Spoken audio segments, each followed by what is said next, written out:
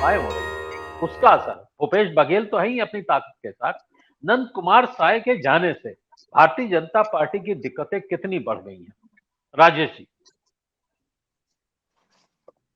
आप का सवाल मुझसे है अमरीश जी? जी जी, मैं आप ही से पूछ रहा हूँ, जी, छत्तीसगढ़ का मामला इसलिए देखिए, मैं आपसे पूछ हाँ, धन्यवाद। देखिए, इस समय जिन 3 राज्यों में चुनाव होने जा रहे हैं, उनमें सचमुच में सबसे दिलचस्प स्थिति और सबसे अ, कांटे की क्या कहूँ वैसे तो, लेकिन जो स्थिति है वो छत्तीसगढ़ भी बड़े दिलचस्प समीकरण, क्योंकि नंद कुमार साय बीते दिनों भारतीय जनता पार्टी से कांग्रेस में आए हैं। छत्तीसगढ़ आदिवासी राज्य है और मेरा ऐसा अपना सोचना है कि छत्तीसगढ़ के गांव-गांव में, टोले-टोले में जो आम आदिवासी है, वो शायद प्रधानमंत्री नरेंद्र मोदी को ना जानता हो, गृह मंत्री अमित शाह को ना जानता हो, अ, रमन सिंह को ना जानता हो, लेकिन वो अ, नंद कुमार साय को जरूर जानता है। और आदिवासी कई मामले में बहुत स्पष्ट होता है, वो एक ईमानदार और मगर स्वाभिमान प्रेमी होता है। तो मेरा जो अनुभव रहा है वो ये है कि आदिवासियों को इस बार ये संदेश पहुंचाने में नंद कुमार साय कामयाब रहे हैं कि इस बार आदिवासियों के स्वाभिमान पर चोट हुई है।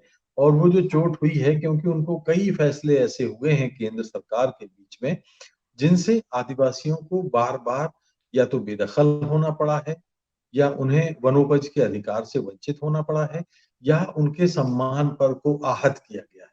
तो वो एक ऐसे एक घायल अवस्था में चुनाव का सामना छत्तीसगढ़ करेगा, जबकि वहाँ का जो मुख्य पहचान आदिवासी है, वो एक बहुत अनमने भाव से, उदासीन भाव से एक इन चुनाव में हिस्सा लेगा।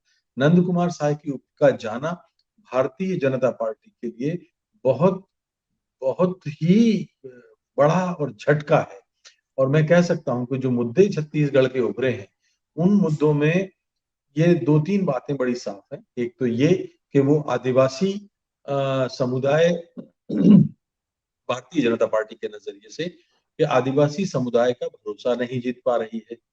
दूसरा, भारतीय जनता पार्टी में सवर्ण नेता जो उनके हैं, जैसे मैं नाम लेना चाहूँ, प्रेम प्रकाश पांडे हैं, ब्रजमोहन अग्रवाल हैं, या और भी कई लोग जो हैं इस तरह के उस श्रेणी के नेता जो हैं, उनकी पार्टी नेतृत्व ने काफी उपेक्षा की है। तीसरी चीज ये है कि रमन सिंह को जिस तरह से हाशिए पे रखा गया, देखिए लगातार जैसा भी काम किया हो, लेकिन लगातार 2 या 3 टर्म हम मुख्यमंत्री जो रहा हो, उसकी उपेक्षा आप लगातार करेंगे तो उसको रमन सिंह तो जितना महसूस करेंगे वो करेंगे, सारे कार्यकर्ता भी ये देखते हैं कि पार्टी हमारे एक वरिष्ठ नेता की कितनी उपेक्षा करती है। तो वर्गों के हिसाब से अगर आप बांट के देखें तो किसान वहां नाराज है, वहां पे आदिवासी नाराज है, वहां पे कारोबारी नाराज है, वहां की जातिगत समीकरण भारतीय जनता पार्टी के प्रतिकूल है। हाँ, कांग्रेस की नजर से अगर देखें तो निश्चित रूप से भूपेश बघेल अभी भारी हैं, वजनदार हैं, काम किया है, और ओबीसी का एक बड़ा वोट बैंक और आदिवासी वर्गों में जो एक बड़ा चेहरा है, वो उनका भूपेश बघेल का है। और नंद कुमार साय के कांग्रेस में आने से बड़ा फायदा मिला है।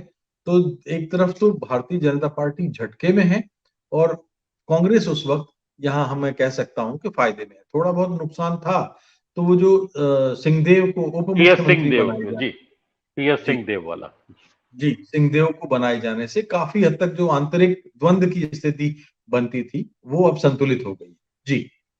बिल्कुल, हमें लगता है कि जो छत्तीसगढ़ है आदिवासी और पिछड़ा दलित बहुल इलाका है, और अभी तक जो एक तो भारतीय जनता पार्टी की जो राजनीति है, जो मुख्यमंत्री रमन सिंह है वो सवर्ण है, पूरी तरीके से राजपूत हैं।